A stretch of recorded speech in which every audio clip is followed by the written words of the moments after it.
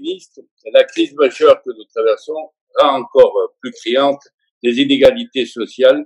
Elle les accentue notamment dans les quartiers où la présence massive d'un habitat dégradé empêche toute continuité éducative pour les enfants et ne permet pas d'organiser le confinement de manière satisfaisante. Dans ce contexte, développer l'offre en nouveaux logements ou en logements rénovés devient alors impératif. De ce point de vue, j'ai noté les améliorations qui ont été apportées lors du vote de la loi de finances de 2020 au dispositif d'aide fiscale accordé dans le cadre d'un investissement locatif calqué sur la loi Pinel de 2015, mais ce dispositif qui prend la forme d'une réduction d'impôt sur le revenu accordée aux particuliers achetant un logement dans des communes ciblées encourage la rénovation d'un ancien et peut répondre en partie aux besoins de logement des populations à la condition que ces critères d'éligibilité soient plus incitatifs.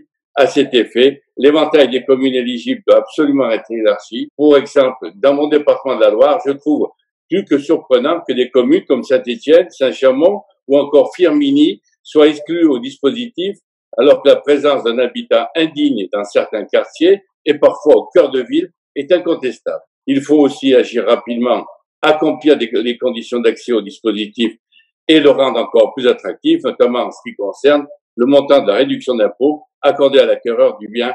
Aujourd'hui, le taux de réduction fiscale oscille en fonction de la durée de location du logement.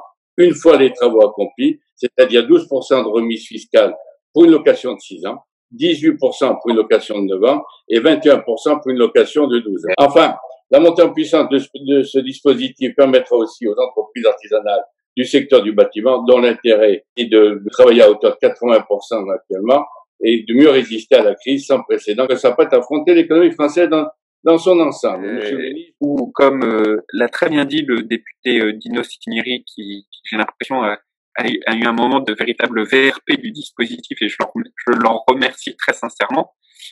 La question qui se pose, c'est aujourd'hui, dans ces cœurs de ville, qu'est-ce qui se passe? Vous avez des logements vacants, vous avez des logements insalubres, et en fait, vous avez plus le commerce de proximité. Et donc, le confinement dans un cœur de ville, qui est un cœur de ville qui est justement au centre de la politique publique qu'on essaie de mener, est un centre-ville où, y compris le confinement, est objectivement pas du tout le même à vivre que lorsque vous êtes dans un centre-ville très actif où vous descendez en bas et que vous avez accès à tel ou tel commerce. Alors, la question qui va se poser, c'est est-ce qu'il faut aller plus loin dans le dispositif par rapport à ce qu'on a déjà créé? J'attire votre attention